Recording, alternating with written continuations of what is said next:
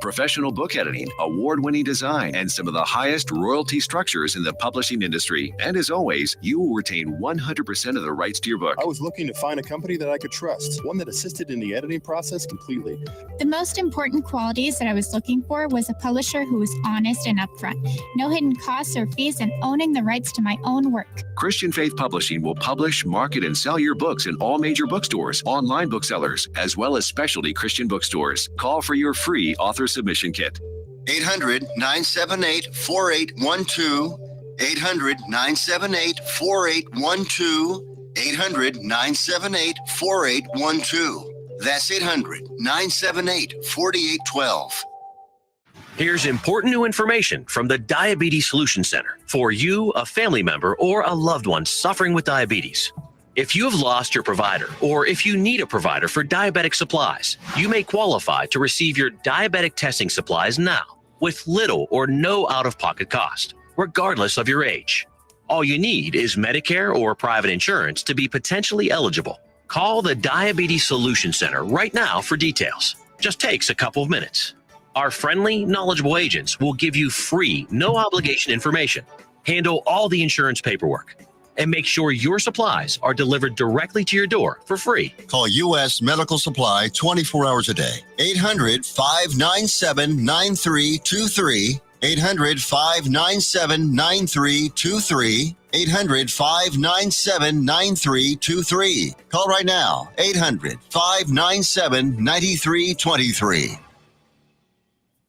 Let's be honest. Wheelchairs are heavy, bulky, and ugly. If you carry a wheelchair in your car to take care of a loved one, you know how hard it is getting that clunky, old-style wheelchair in and out of your car. Introducing the Feather Chair Wheelchair. At 13 pounds, it's the world's lightest wheelchair. It folds in seconds and fits neatly in your trunk, backseat, or closet, so you can take it everywhere. And it's only available right here. Order yours today and get a free wheelchair case, a $50 value, yours free. The Feather Chair. The world's lightest wheelchair is just $4.99 with easy payments as low as $16 a month. Sorry, no Medicare or insurance accepted. So call right now to order yours. 800-823-5826. 800-823-5826. 800-823-5826. That's 800-823-5826. If you are trying to quit drinking or doing too many drugs, listen to me.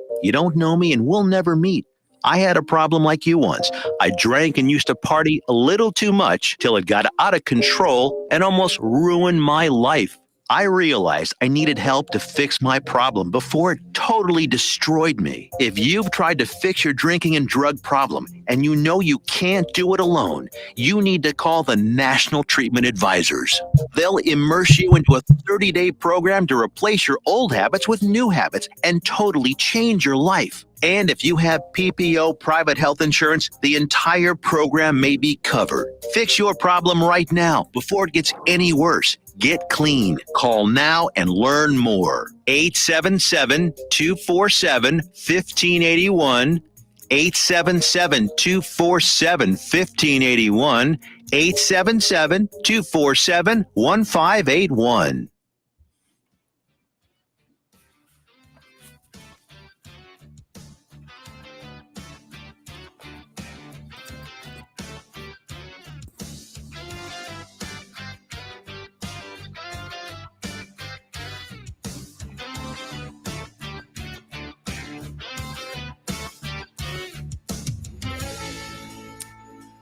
All right, everybody, welcome back to Game On NTX, Local Heart National Pulse. Today's show is brought to you by Ensemble Coworking, Fort Worth's hub for private offices, co-working, meeting space, and virtual mail.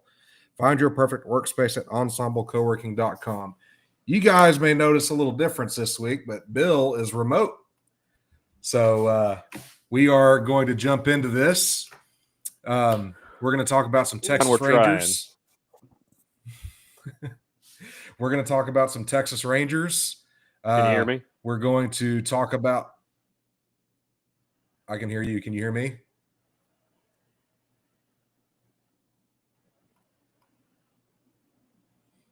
Bill might be having some technical difficulties. Just making sure. Okay. All right. He's got – okay. So we're going to talk about some Texas Rangers. We're going to talk about some baseball playoff news. We're going to talk about the Stars opening up tomorrow night against Winnipeg. And then we'll jump into some Texas Longhorns. And then we'll jump in some Dallas Cowboys and NFL pick'em games. So we're still talking about the Texas Rangers because a pretty significant part of the Rangers franchise left in one Bruce Bochy, and he was replaced by Mr. Skip Shoemaker. He's hired as the new manager of the team. The plan is to reduce payroll. They brought in a guy that can develop some of the younger guys that we have in the organization and some of the underdeveloped guys that are already there. I know they're talking about philosophical adjustments. I think we lost Bill there, but maybe he'll get back in here. But Chris Young has preached philosophical adjustments, which tells me that they are changing their approach to their at-bats. They're shifting from a power hitting focused offense to a more contact, put the ball in play offense, especially with some of the challenges that they've had with they're saying that the distance of the ball, the home run balls has increased or decreased by, I think they said it was like 13 feet. They're exploring all these different options within the actual stadium for the Texas Rangers. Now, that being said, those changes are going to be pretty fundamentally challenging for the Rangers, right? So you're going from a power first to a base hit, get on base and pitch. The biggest thing for me with Skip Shoemaker is we've got to hang on to Maddox. We've got to hang on to the pitching coach. I think he's been vital to the younger guys, especially Jack Leiter. His improvements, he's improved markedly, and we expect him to take a step up. But we're probably going to see guys. We're probably not going to see Dolly Garcia anymore. He's probably out of here. I know Phil Maton said he wanted to come back, which is one of the guys that we acquired at the deadline. Merrill Kelly's probably not coming back. I could possibly see, since they're wanting to shed payroll, if somebody would take the contract, I could see them trying to trade Marcus Semien. He was upset about being shut down at the end of last season. He was going to come back for like a week. At that point, we were already, belly up. There was nothing that we could do to fix the season at that point when he was ready to come back. So they just shut him down. I'm not saying it's going to happen, but it's possible that he's one of those guys that could very well get traded. Also important to note, Skip's approach fits perfectly with what the Rangers are wanting to shift to. If they're wanting to avoid, or if they're wanting to shift away from power, not saying they're not going to hit home runs, because they've got guys that can do it in Wyatt Langford. Jake Berger can hit home runs. Of course, Simeon can hit home runs if he stays. And, of course, Corey Seager, Josh Young. We've got some guys that have some power. So that being said, when you talk about what he did at Miami, right? So just some stats, right? So when he was at Miami, their team batting average was 259. That was good for fourth in the league, and their slugging was below average, but they also had the lowest fly ball percentage at 33.6%. So if you have a low fly ball percentage, obviously, that means you're not putting the ball up in the air. They had the highest ground ball percentage at 46.2%, which tells you Skip's philosophy is put the ball in play and make the defense beat you, right? We don't want to hit pop flies and not give yourselves a chance. He wants to put the ball in play and make the defense beat you. So they had a batting average of balls in play of 303, and they ranked sixth in the league, and they still hit the ball harder than 2/3 of the league. So they hit the ball hard and kept it in play. That was their philosophy while he was there. I think with that philosophy, I think when you're not a team that has an incredible amount of power, like one of those big slugging teams, or maybe even the Mariners, they're considered a slugging team, or the Dodgers, right? Putting the ball in play, you're kind of shifting to a small ball approach, right? Which is very Japanese esque, right? That's what a lot of these Japanese overseas Japanese baseball clubs do. They put the ball in play, and now you're going to have guys that hit the ball a ton, Shohei Ohtani, but these guys, their goal is to put the ball in play and use base running and stealing, and I'm not saying that that's what Skip's going to do, but he likes to put the ball in play. That's the direction they're going to go. So Skip Schumacher, 4-year deal. He's going to be the next Skip, and I like the hire. It hurts that Bruce Bochy's gone. We thank him for everything that he's done, but I don't think he is ready. I don't think he is ready for a full rebuild. Not that CY or the Rangers would ever admit that that's what they're doing, but in a way, that's what they're doing. They're rebuilding the team. They're going to trim some fat off the roster, some guys that aren't contributing. Adolis Garcia didn't. I'm not saying he didn't contribute at all, but he was not worth the contract that he was paid. So their goal is to get leaner payroll and add younger players, and see where we go. And anyone would feel good if you have the type of season we have this year. Everybody would feel good with your two guys being Nate Eovaldi, Jacob deGrom, and then Jack Leiter being your third. Hopefully, Kumar Rocker takes another step, and you've got some younger guys in there that looked really good this season as well. They need to address the bullpen. They piecemealed that and basically phoned it in. That when they brought Merrill Kelly in, it was just kind of like, hey, why not? We need another arm. He was fine. It wasn't anything fantastic, but they really need to address the bullpen. Maybe add another bat if it's cheap. The part that really sucks is you got to bring back Jock Peterson at $19 million a year. I would really like to have that and address some bullpen help. You could probably get 2 or 3, or maybe even 4 really nice bullpen pieces for the salary that Jock Peterson is making. So anyways, on to some major league news. The Blue Jays and the Yankees, the Blue Jays really whopped the hell out of the Yankees the first 2 games. They were outscored 23-8 through their first 2. If it was going to be a sweep, I think you're going to see that's probably Aaron Boone's last game managed as the Yankee skipper.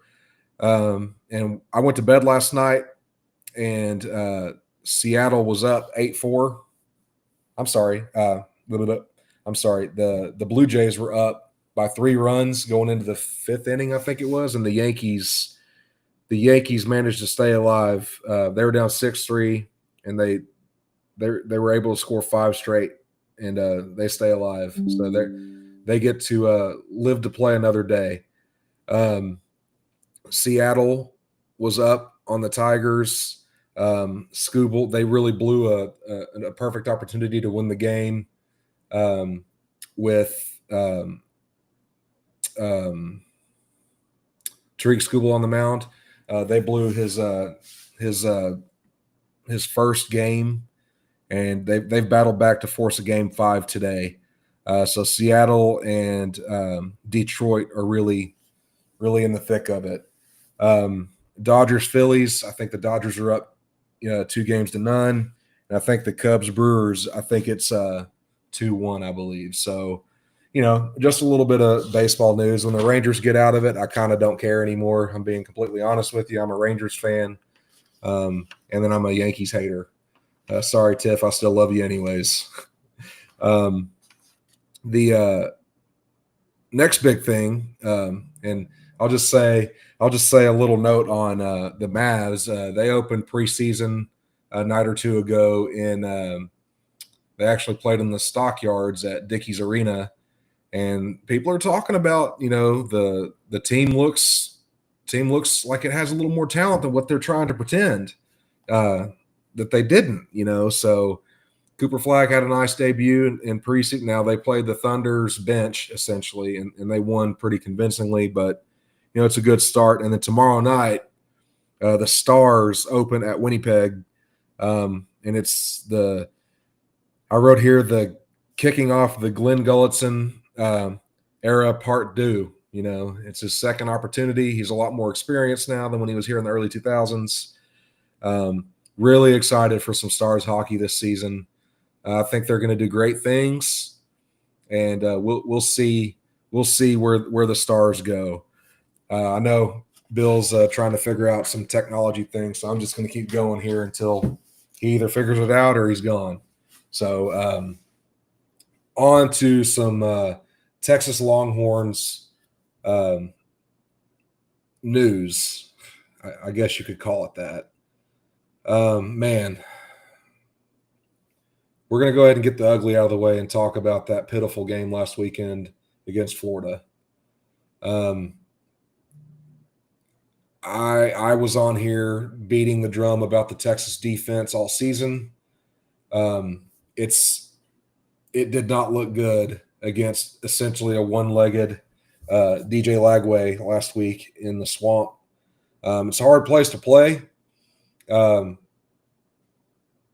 biggest concern I have here is Sark. Well, for one, the first concern I have is the defense. Where the hell was it?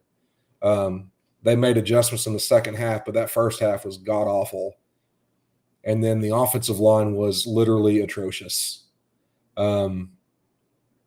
Florida had a high pressure rate without blitzing in week 6 against Texas of 60%. So that's just with their defensive linemen, not blitzing any linebackers or safeties or corners or any of that stuff. They had a pressure rate of 60%. So 6 out of 10 times they're getting pressure on the quarterback, just bringing 4 or 5. And that is not good. You are the University of Texas. You recruit at a high level. You've got Arch Manning, who's supposed to be the second coming. You've got receivers better than most of the teams that you play every year outside of Ohio State. As of right now, I'm not seeing anything that would impress anybody. Oklahoma and Texas A&M fans are laughing, and we deserve to be laughed at, especially when you have your coach quoting, take the other 135 teams and have them go play at Oklahoma or Ohio State and the swamp and see how they do. What? You just got your ass kicked in Gainesville, and you're going to come out here and say, take the other 135 Division I teams and go play at the Shoe and go play in Gainesville and see how you do. You are the University of Texas. You don't get to make excuses as to why you suck, right? You suck because you were not prepared and you got your ass kicked for it. So when you come out and make excuses talking about other teams and how they're supposed to do this and they're supposed to do that, I don't want to hear that shit, and neither does anyone else. I look like an idiot. I've got egg on my face because I've been out here beating my chest talking about how good Texas is going to be this year, and they just haven't done it. Now, the good thing is Arch looks to be improving every week, right? He took some shots last week. He stayed in the pocket. He turned the ball over a couple times, but when you can't run the damn ball because your offensive line isn't getting any pressure, there's nothing you can do about that. So they're having to push the ball downfield. They're not protecting him. He's having to hold the ball longer to get people open because Sark isn't attacking the short intermediate routes. Right? If you're having struggles with your offensive line, you've got to hit the short intermediate routes. We've got the athletes to run crossing routes, and we've got the talent to do something, even if the offensive line is trash. Right? They're working on it. Dude, you've had 2 years to address this, and they didn't address it in the portal, right? They just said, we're going to roll with our guys. So you know who exactly who I'm looking at, Bill? I'm looking at Kyle Flood. Who would that be? Kyle Flood and Oh, yeah. Steve Sarkisian. Kyle Flood makes $1.4 million a year. $1.4 million. For those that don't know, John and I are huge fans of this guy. But right now his lines are not performing. No. People will say, "Oh, he's been great. He's turned out this guy. He's turned out that guy." You know, DJ Campbell is doing well this year. It's taken him a while to develop because he was a 5-star offensive guard, right?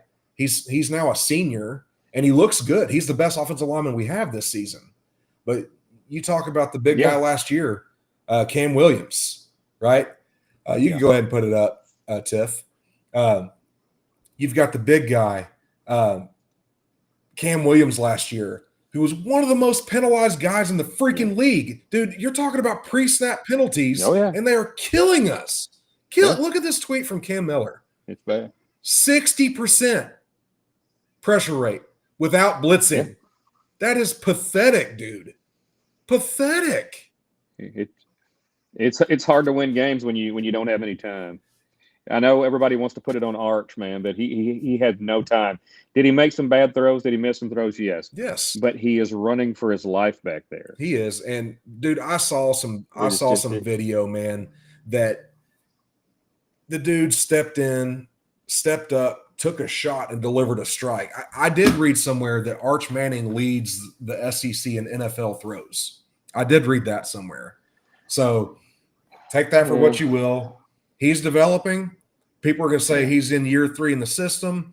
No two quarterbacks develop the same. Yeah. You know, like Josh Allen was god-awful in college, but he had NFL traits, and he was a first-round pick because of it. And look at him. He's playing like he has been playing for 5-6 years as an MVP-type caliber player. I'm not saying that he is Josh Allen. It took him a while. Yeah.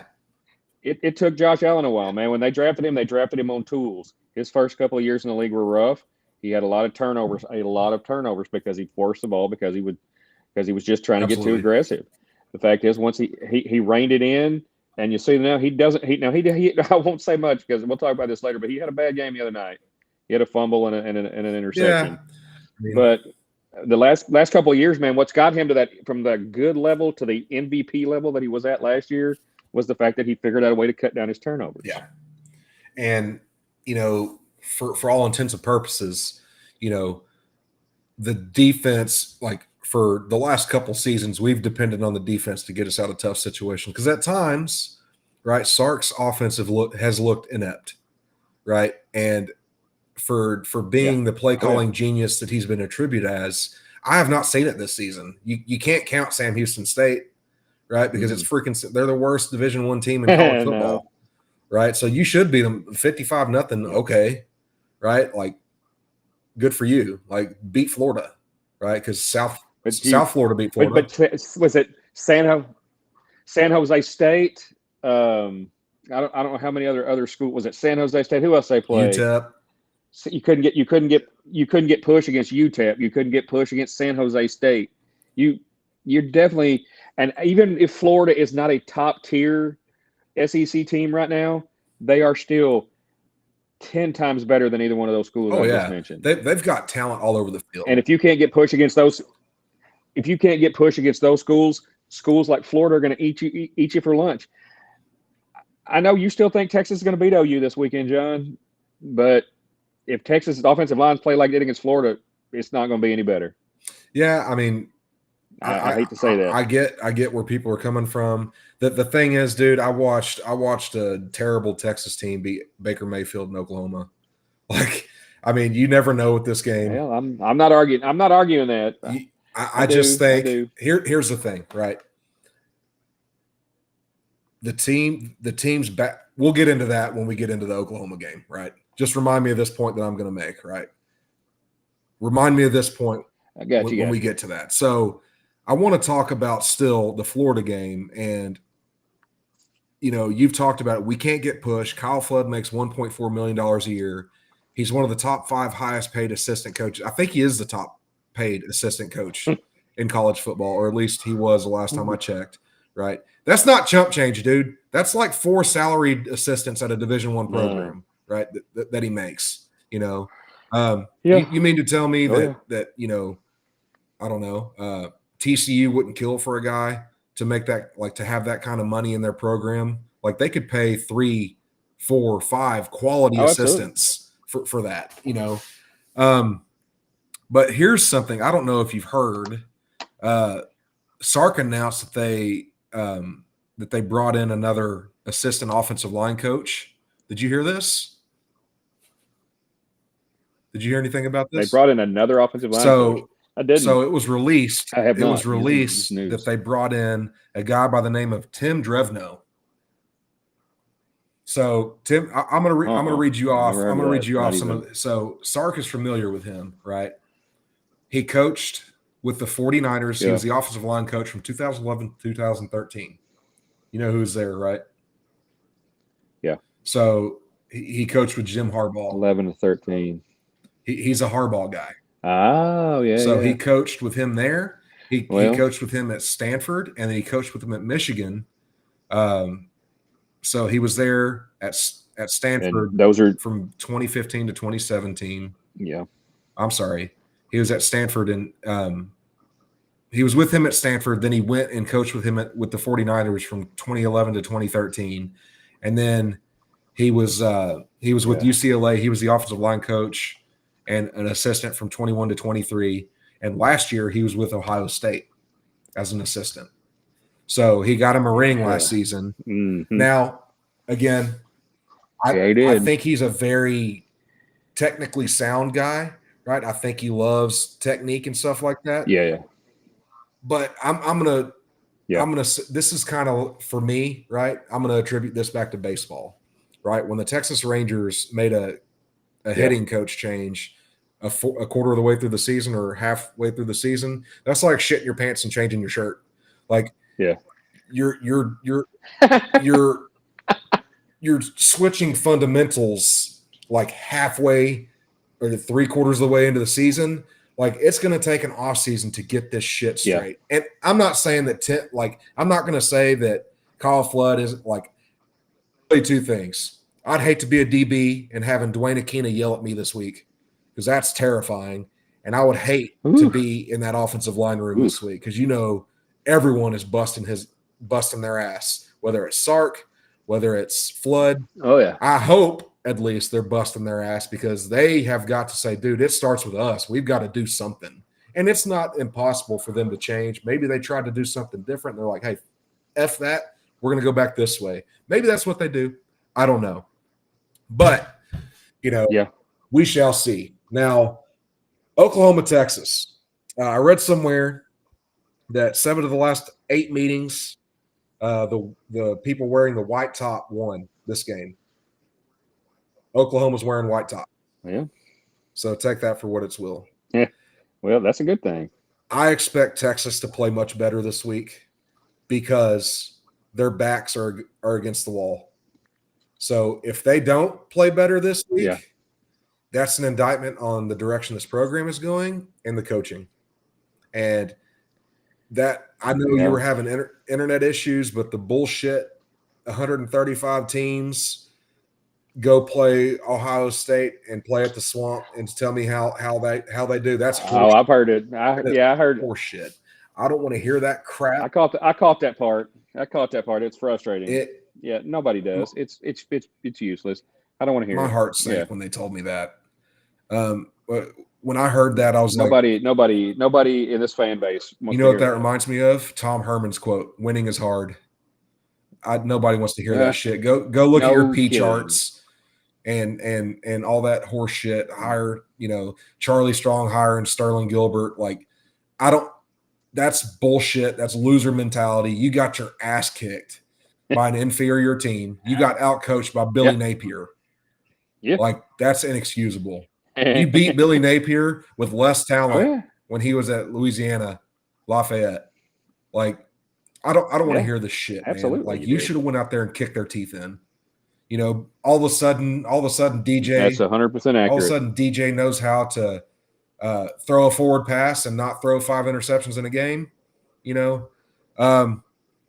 I know that we've got our break coming back, so we'll touch a little bit about what we think the keys to victory are for Texas, Oklahoma, what we need to do to win that, and we'll get into a couple. I've got 4 or 5 games here that I'd like us to take a look at and see who's going to win. But we'll get back into that when we return. Sounds like a plan.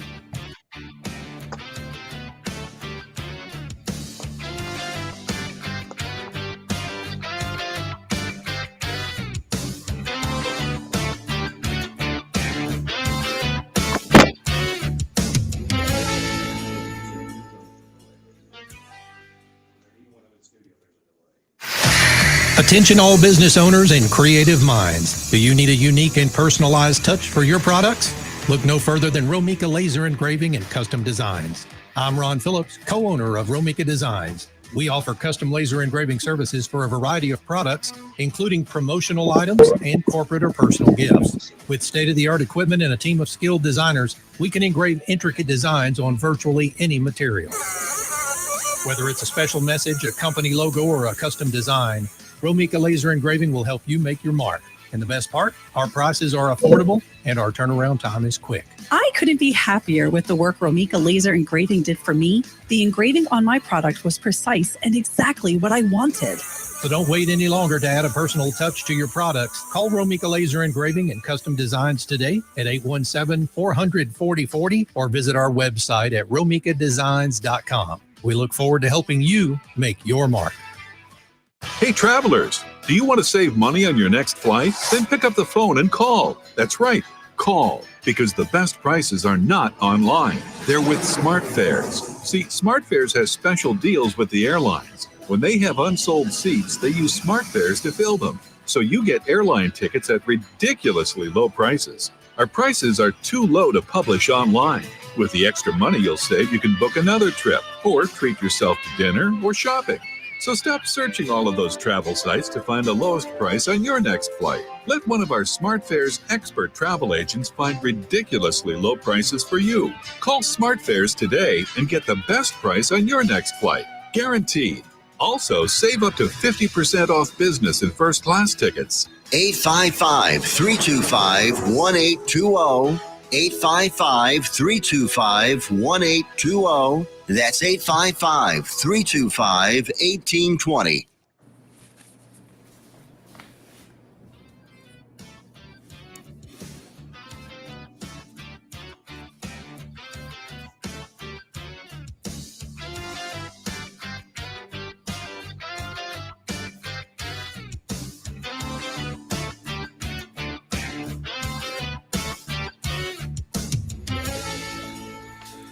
All right, welcome back to Game on NTX, local Heart National Pulse. Just a reminder, today's show is brought to you by Ensemble Co-working, Fort Worth's hub for private offices, co-working, meeting space, and virtual mail. Find your perfect workspace at ensemblecoworking.com. All right, so we talked about improvements that must be made for Texas to have a chance. I promise you the defense will play better. I guarantee you that. Not so sure about the offensive line, but I have 100% confidence in Dwayne Akina getting that secondary right. I know a big thing we didn't talk about was Manny Muhammad was out. He's probably our best cover corner. He's an NFL guy. He's looking to go in the top 3 rounds probably this year. So we were playing a young kid, but that's no excuse. You're Texas. You have 5 stars all over the place. You should be ready. This week at practice is going to be brutal. I know they're going to ratchet up the intensity. So my keys to victory for this game, limit pre-snap penalties for the love of God. Please do that. I'm so sick of seeing linemen move before the snap and getting us behind schedule. They did it. They've done it in every single game so far, and it just makes it worse at these big rivalry games or if you're in the swamp. It's pathetic. We've got to establish the run game so we're not one-dimensional, because a Brent Venables defense loves to have everything in front of them. If they know that you're passing it, they're just going to heat it up and run at you, right? They're going to try and force you to make mistakes. That's why screens don't really work against Brent Venables, right? He is everything is in front of us. We're going to attack it type defense. The other biggest thing is we've got to protect Arch, and I think the way we do that is not doing these long developing play action plays, right? We've got to do the short and intermediate quick passes. Like I said, not the screens. The screens aren't going to work. I mean, you might be able to catch them late on a screen, but generally speaking, those screens are not going to work because they are keep everything in front of us, beat us on the back end, which I think we can do, but we've got to protect Arch so that he can get rid of the ball. I still like Texas' chances. Again, backs against the wall. Go prove everyone wrong. Here's Sark's chance to shut everybody up and hook them. Go to hell, Oklahoma. We hate you. I'm 100%. I hate Oklahoma with every fiber of my being. I know some good people that are Oklahoma fans, but I question their character. Hey, OSU. I'm gonna throw something in there real. Yeah, go I'm ahead. gonna throw something in there real quick, and this is for Tiffany. This is for our producer. Her, as much as we hate them, John, her Yankees did win last night. They kept that series going, made it a little bit interesting. They did. I talked about it. I know you were having issues, but man, I missed it. Okay, yeah. I missed it. So I went to bed and they were down 3 runs, and then I get the update. They're like, Yankees score 5 runs. I'm like, what the hell? Come on. She's saying Yanks are down 1 right now to Toronto. Man, it's if they can win tonight, that's horrible. Win tonight, you know, who knows, right? Because they've got enough offense they can beat anybody, but they've been beaten like a rented mule thus far. So college football games this weekend before we jump into Cowboys and the rest of the rest of the NFL. So we've got Ohio State, Illinois. Man, I really don't know what to think of Illinois. They got the shit kicked out of them by Indiana. And then they came back the next week. I know what to think of them. Sorry. No, go ahead. Go ahead. I'm sorry. I just they squeaked by a USC team that I don't think is all that great. I'm not going to say they're a bad team, but they're not all that great. They got blasted by Indiana. That was bad. They squeaked by. They squeaked. Granted, to your credit, there, USC was a ranked team, but they are not anywhere near the level that they are about to play against. I agree. Because we're going to find out if Indiana's for real this week too. Yeah, I've got them. Indiana, Oregon. Man, we're gonna get a lot of questions answered, right? Because Oregon struggled with a not so impressive Penn State team. It looks like. They're playing at Autzen Stadium, so Kurt Cignetti's a fantastic coach. Holy shit, that guy can coach his ass off. He just wins, baby. He gave Ohio State everything they wanted last year, and they just didn't have enough gas in the tank to pull it off. They were a playoff team last year, right? Yeah, they made the playoffs. They lost. I mean, dude, they look great again. You got Bama, Mizzou. You're going to get some questions answered by both of those teams. I think Bama has righted the ship. I think Mizzou is a pretender personally. I think Mizzou can still beat Oklahoma, but I'm always going to think that. And then, but that's the hater in me, man. Right? And then, Florida and Texas A&M. They're saying that Texas A&M has the best offensive line in the country, grade-wise so far. Florida has NFL defensive linemen. We're going to see. I think this is going to be the best team that A&M's played all season. Notre Dame included. You thought that Mississippi State was going to give them some trouble. I did. They had zero trouble. They could not protect their quarterback. I think if they could have protected their quarterback, you would have, because you saw it early. They were playing with – it was not impressive at halftime. I think it was like a 6-6 game or a 6-3 game or whatever, 3-3 maybe it was at halftime. I was hate watching for sure. But Georgia plays someone this weekend. Who does Georgia play? They've got a pretty big game. They play Auburn. I think it's Georgia-Auburn, I believe. Auburn, I would be worried if Auburn showed me anything offensively. Defensively, they're fine. It's hard to play at Jordan Hare. They don't have. It's a night game at Jordan Hare.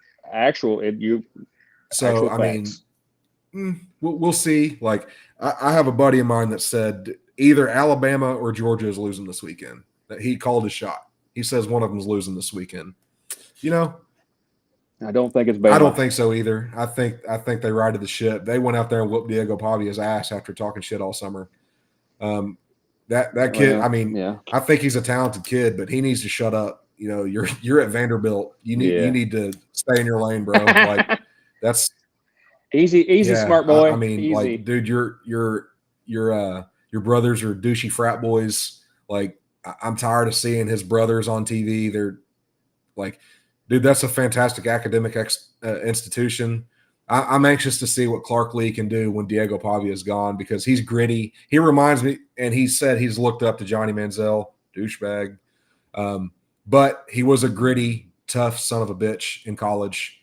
I have to give it to him. And Diego Pavia, he is the heart and soul of that team. So I would like to see what they can do after he's gone.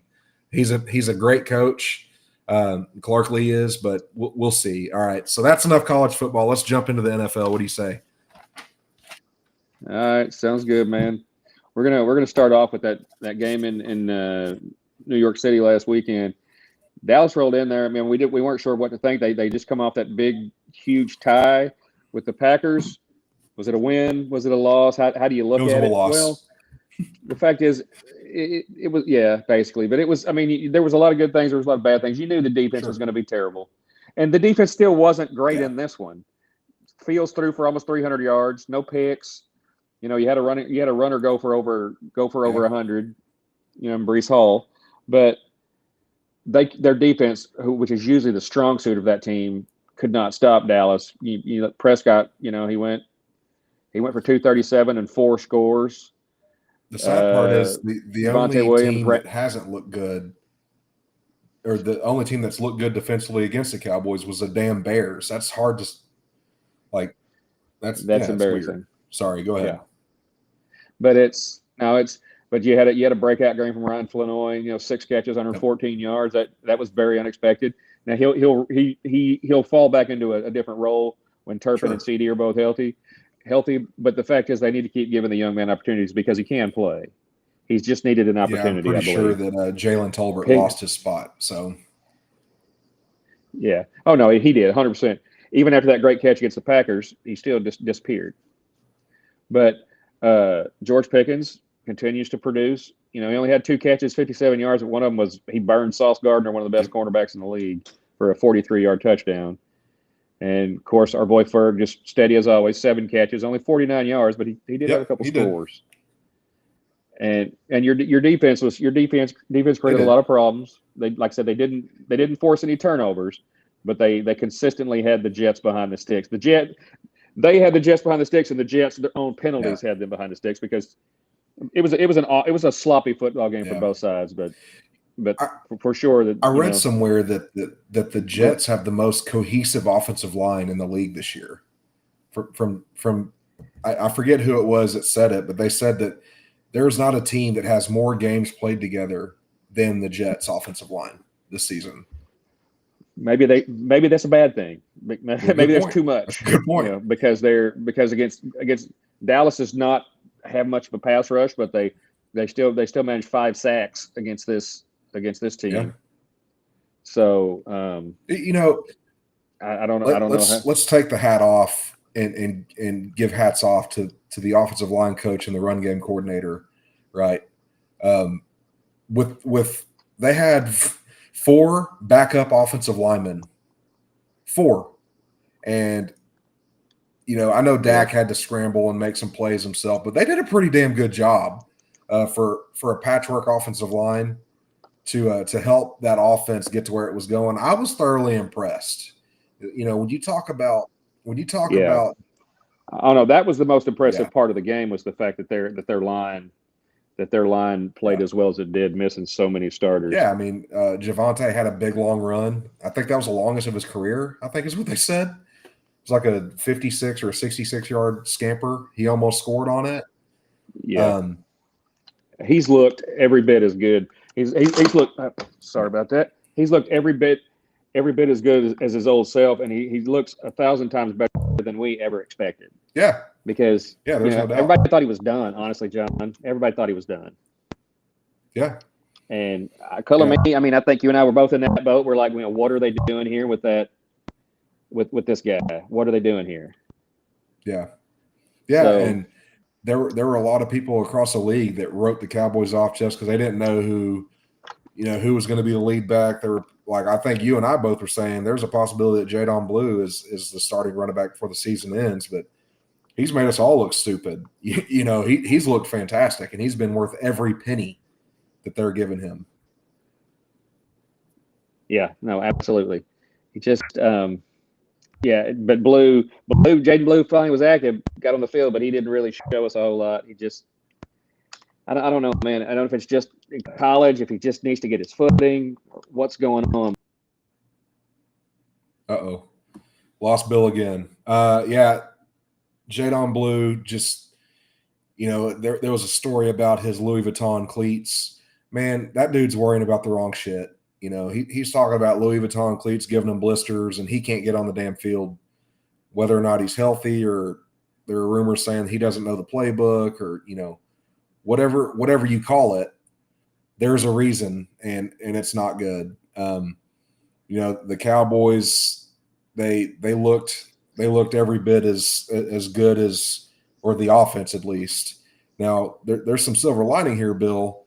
Yeah, and I'm not wishing injury on anybody, but Jack Sanborn's out with a concussion this week. I'd love to see the young kid from Florida play. I'm not upset, John. Shamar James, he had a hell of a game, and he was thumping, dude. R.I.P. to Jack Sanborn's career. It just he's not a good football player. He's not a good fit for this team, for whatever they're trying to do here. I don't know if Matt Eberflus is doing him a favor bringing him over from Chicago, but Shamar James, the way he looked, needs to be on the field. Well, 15 tackles, and they said that the coaching staff actually graded him out with 17 tackles, John. That doesn't happen. For a rookie. For a rookie. A rookie fifth rounder. He did. And he hits, dude. Oh no, absolutely. That was one of the things. One of the things they liked about him coming out of college was his pass rush ability. Yeah. But I'm excited. Honestly, I'm a little excited about the possibility of the linebacking core. What the linebacking core looks like. You got him playing. You get Overshown back. LaFau. Dude, like every time LaFau gets on the field, he makes a play. Like every single time. Now, he'll get burned every now and then, but I don't remember seeing him play noticeable snaps and not make at least one play. He punched the ball out last week. He absolutely did. Against New York. He hurt him when he did it. He knocked the piss out of him. Yeah. Well, I'll say this: they beat a bad team there. They got another bad team coming, but if they're not careful, Dallas is going to get jacked this week in Carolina, because Rico Dowdle, former Cowboy Rico Dowdle, ran for 200 and something yards against of course it was against the Dolphins defense, which is hot garbage right now. But our defense is not that great either. But Dowdle came out and said buckle up. Well, Shotty says we're buckled. So we'll see what he's got, and we'll see what he's got, and he'll see what we got. So I hope that young man is ready for his penance. Hopefully we can slow them down at least. Because, honestly, John, if they don't run the football against us, they're not going to beat us, because Bryce Young does not scare me, and I don't think he scares a whole lot of people. No, he doesn't. So if you're playing against a halfway decent football team, I don't think that game's close. I don't think that they won't be able to. They wouldn't be able to keep running the ball because they would be behind. they're I don't know that their defense is going to stop Dallas's offense, and all Dallas has to do is score points, and then that's going to take them out of wanting to run the ball, and there you go. Yeah. The worst thing Dallas can do is let them run the ball, control the clock, because that plays right into their hands. Yep. Because they don't have firepower. Yeah, they're gonna. That's what their game plan is going to be. It's gonna be to shrink the Dallas offensive possessions by running the ball, and supposedly, if there's one thing that we're supposed to be decent at, it's supposed to be stopping the run. So, that they could come out and surprise us and try and throw the ball. Because it seems like everyone can throw on us. So the high school kid up the road could probably throw for 300 on this defense. So, it's a sad place we're in as a defense. But I'm at a loss with the secondary. There for a second, I had my demons creeping in and going, man, are we really about to blow this? Because they started moving the ball in the second half or late in the game. Yeah. And I was like, man.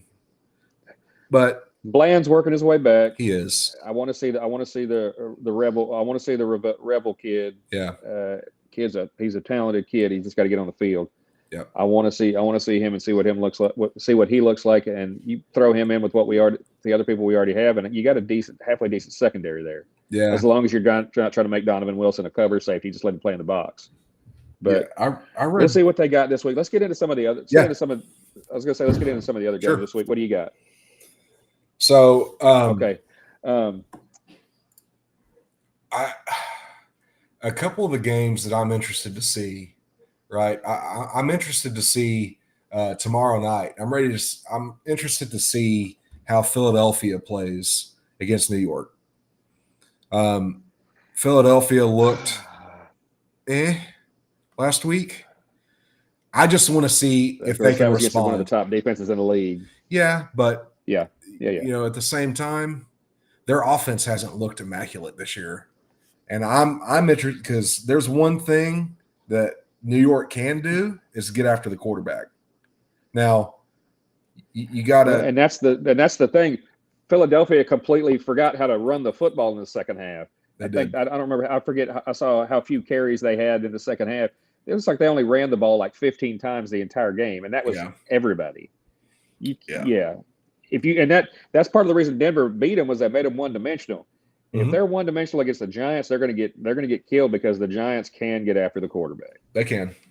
They absolutely can, and that's all I'm going to say. Oh yeah, there's no doubt about it. You've got Seattle, Jacksonville. Looks like it's going to be a really good game. That's going to be. I think that's going to be a damn fun game after the Jags stunned the Chiefs late, which. Thanks in part to Chris Jones' no hustle on that one. Instead, they watch Trevor Lawrence fall down, get back up, and then run across the field. And look at that guy! Oh, there he is. Yep, too late for that. Chris Jones is one of those. That's going to be a tough game. Seattle lost. Yeah, they did. Everybody knows him for his pecker slapping against his leg, trying to run down when his shorts ripped open at the combine. He's a damn good player, and they just paid him. He's making a lot of money, but that right there, he would hear about that. He should hear about that. In the locker room. That's inexcusable. But Kansas City's in a little bit of trouble. Pat Mahomes, that 99-yard pick six that he threw, and then that play late like that. They don't lose games like that. No, they don't. No, they've always since they've been on that run. Yeah, you're talking about the Seattle-Jacksonville game coming up. How about the Tampa-Seattle game over the weekend? Sam Darnold, Baker Mayfield, dueled all game long, just balling out, trading scores. And I hate to say this, but our boy Baker Mayfield got it done, and he's got to be up there as far as MVP candidates, man. The way he's leading that team and bringing them back, that team, they don't lose late. If they got a lead, man, they're going to close the deal. Baker Mayfield is that dude, man. I'm also in love with I'm also in love with their receiver. Ibuka is balling out. He's got great hands. He runs great routes. He's got good speed. And with Mike Evans out, Chris Godwin coming back from an injury, he has stepped up and become the go-to guy there. Yep. And Baker has zero hesitation throwing. And just think they're going to get better. You lose. This is a next man up league. You lose Bucky Irving. Rashad White steps in. 2 scores, played his butt off, and he's going to get another chance this week. That's going to be a fun game, Tampa and Jacksonville. Yep, absolutely. I'm looking forward to seeing that game. Absolutely. I think, at the beginning of the season, you look at a game like LA and the Baltimore Ravens, and you go, "Oh man, that's outstanding." Baltimore is just atrocious right now. They're borderline unwatchable. They've fallen apart. They got blasted by Houston. That's always been one of my teams. Houston is a bad offense right now, but that Ravens defense made them look like all pros. It was. They've done well the last couple of weeks. They've done well the last couple of weeks. The Rams have, or I'm sorry, the Rams. The Texans have. They put up quite a few points the last couple of weeks. Yeah. Then I guess the last 2 games we can talk about: San Francisco at Tampa Bay, and then you got Detroit at Kansas City.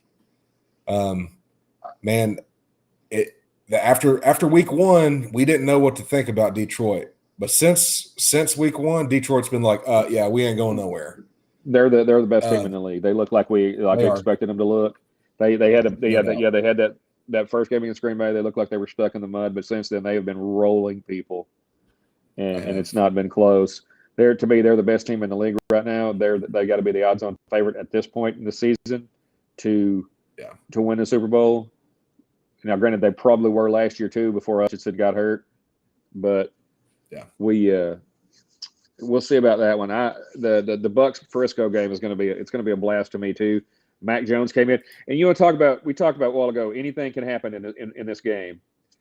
That was a game going in. You were missing like your top 3 weapons, or 3 of your top 4 weapons in Frisco, plus your starting quarterback. And all Mac Jones did was come in there and throw the ball to his old buddy Kendrick Bourne, and the Rams had a hard time stopping them. And you're missing that many weapons, and you still go to LA and take them down. Well, the team that was a statement win right there. It's like, okay. I don't know if you remember this though, right? You remember the rumors during the 2020 draft? Was that the Trey Lance and that Mac he Jones wanted draft? that Shanahan he wanted Mac Jones. Yeah. Right? So like you get him off the trash heap, and he comes in and he looked good, man. He really did. He looked crisp, he looked sharp. He was not hesitant. He was very precise, very decisive in his decision making, and he's, like I said, it helped that he was comfortable. He played in New England with Kendrick Bourne, so he was helpful. It was helpful that he had that level of comfort with him. Yeah. But as a whole, they looked outstanding against the team, and I did not expect them to. That being said, I do think Tampa is going to beat them. I think it's going to be a close one, but I think Tampa's going to take them down. They just got a little more oomph to them, Tampa's got that. They got that it factor. Tampa's got the it factor right now, baby. They're, like I said, your Baker Mayfield is that guy, and then they've got guys stepping up left and right. That defense, you're still not going to be able to run the ball on them in San Francisco right now with all their guys out.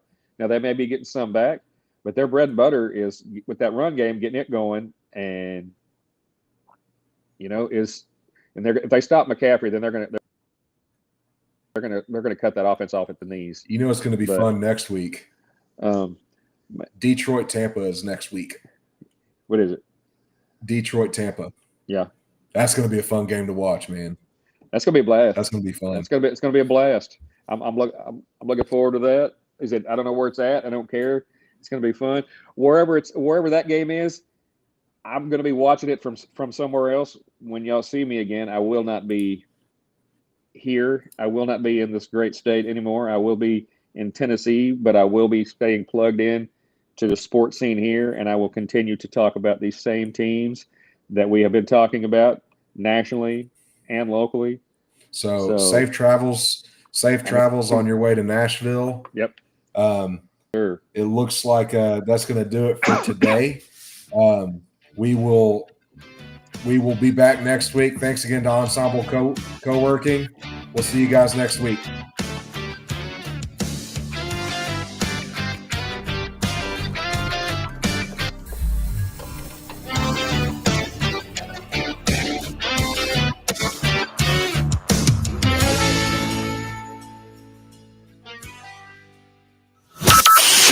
From Burleson to Venus and Grandview to Godley, this is the voice of Johnson County, Joco Community Radio. Have you ever met a single person in your life that enjoys paying taxes? No, no one does. If you can't sleep at night because you have a huge problem with the IRS, I've got some free advice for you. This